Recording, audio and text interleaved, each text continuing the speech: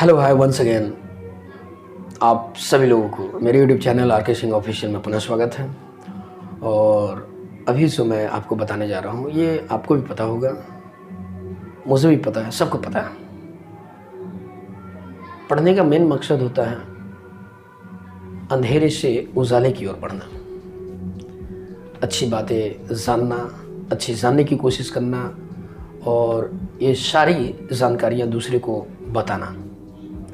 विद्या को छुपाने से छुपता नहीं है, विद्या को बांटने से विद्या और बढ़ती है।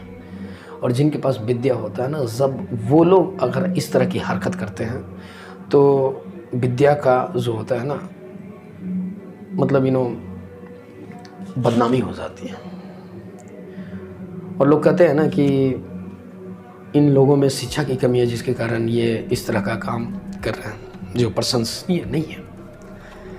कभी कभी तो ऐसा भी होता है ना, जो पढ़े लिखे होते हैं ना, वो भी बेवकूफ़ वाले काम कर देते हैं। मतलब वो पढ़े लिखे हैं, उनके पास डिग्री है लेकिन सही जानकारी नहीं है।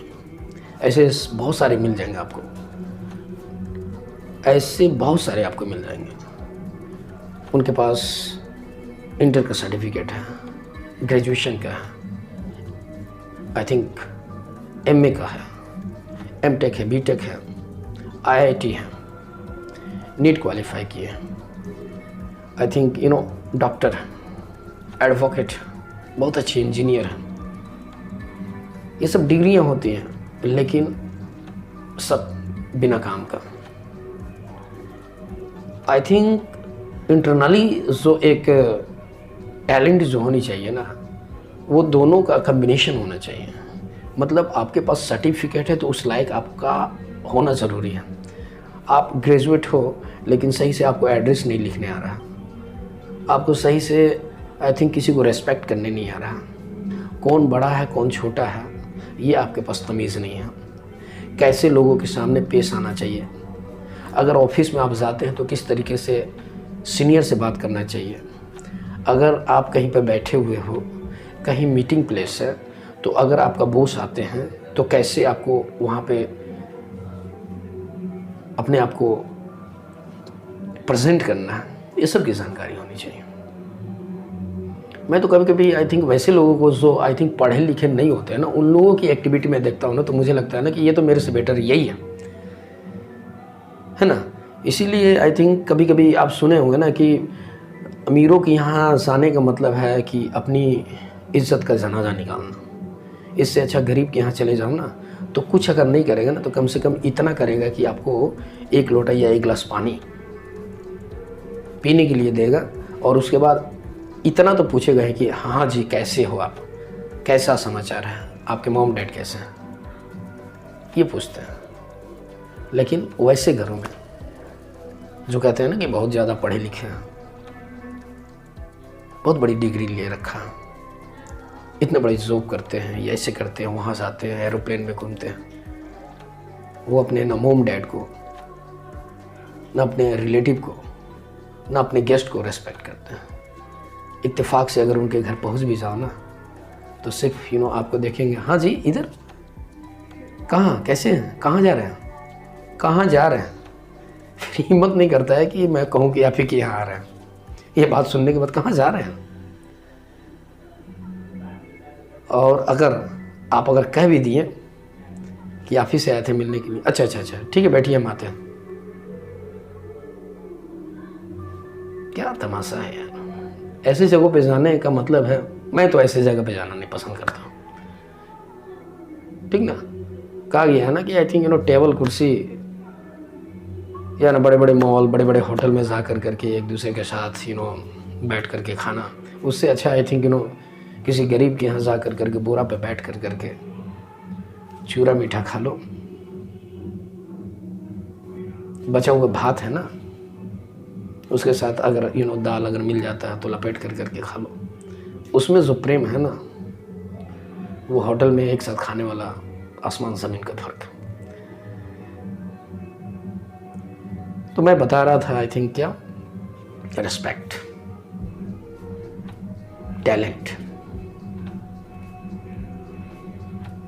क्या होता है, पढ़ाई लिखाई, तरह तरह की बातें दिमाग में आता है। समझ में नहीं आता कि कैसे लोगों को बताया जाए। आप ऐसा भी आई थिंक सीन देखे होंगे कि बहुत जगहों पे अभी भी जात पात का भेदभाव है। जो पढ़े लिखे हैं, ये सारी चीज़ें किताबों में बताया गया कि हम लोगों को जो जात होती है ना, वो धर्म जो एक इंसानियत है, इंसानियत धर्म है। बहुत सारे इस पे मूवी भी बनाया गया। हम लोग मूवी देखते हैं लेकिन हम लोग फिर भी समझ नहीं सकते हैं। और मूवी देखने के बाद आई थिंक हम लोगों को लगता है नहीं कि कुछ वहाँ से सीखें, और देखने के बाद भी आप वही काम कर रहे हो, किसी भी तरह की कोई चेंजिंग नहीं है। दैट मीन्स आप इंसान कहलाने लायक नहीं हो।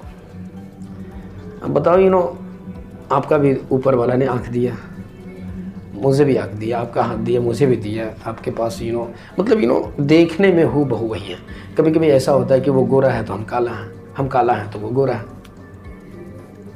हो सकता है कभी कभी वो आई थिंक अपंग है, शरीर का कोई पार्ट्स काम नहीं कर रहा हो, विकलांग है तो वही।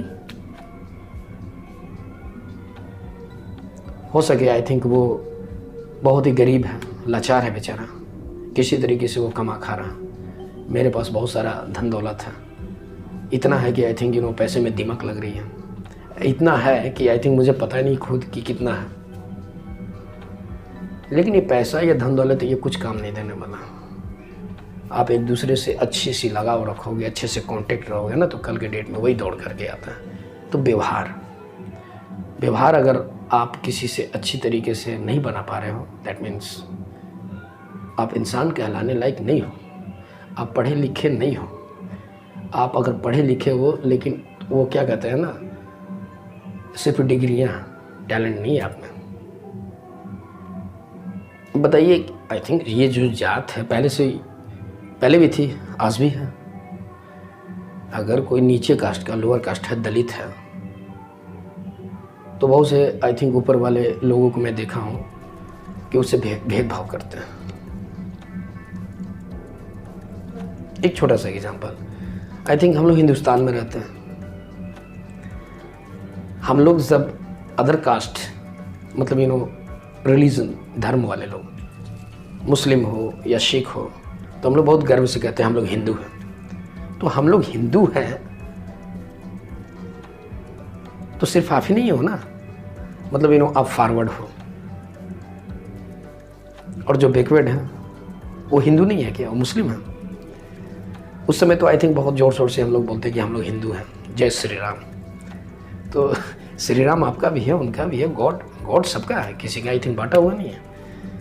मैंने बहुत सारी किताबें पढ़ा कि पहले तो लोग आई थिंक दलित लोगों को मंदिर में भी प्रवेश नहीं करने देते थे। टाइम इज चेंजेबल, टाइम बदल रही है। आप बाहर निकलिए, सिर्फ आई थिंक गॉड को प्रे करने से, पूजा करने से गॉड आप पे मेहरबान नहीं हो सकते हैं। सबसे बड़ा धर्म है मानव धर्म। एक मजबूर, एक लाचार व्यक्ति को अगर आप मदद करते हो, तभी जाकर के ऊपर वाला भी आपको मदद करते हैं। क्योंकि ये जो पृथ्वी पे जितने भी इंसान है, ये ऊपर वाला का, ये क्या है, ये ऊपर वाले का ही देन है, जिसकी वजह से आज हम लोग इस पृथ्वी पे जिंदा, मतलब उन्हीं का संतान। और उन्हीं के संतान के साथ आप अगर ऐसा बिहेव कर रहे हो, दैट मीन्स वो गॉड जिसको आप प्रे कर रहे हो सुबह सुबह, वो आप पे खुश होंगे? नहीं होंगे। लेकिन आपको पता नहीं चलता है कि वो मेरे पे खुश हैं कि नाराज़ हैं। तो ये भेदभाव जो है, ये सब आप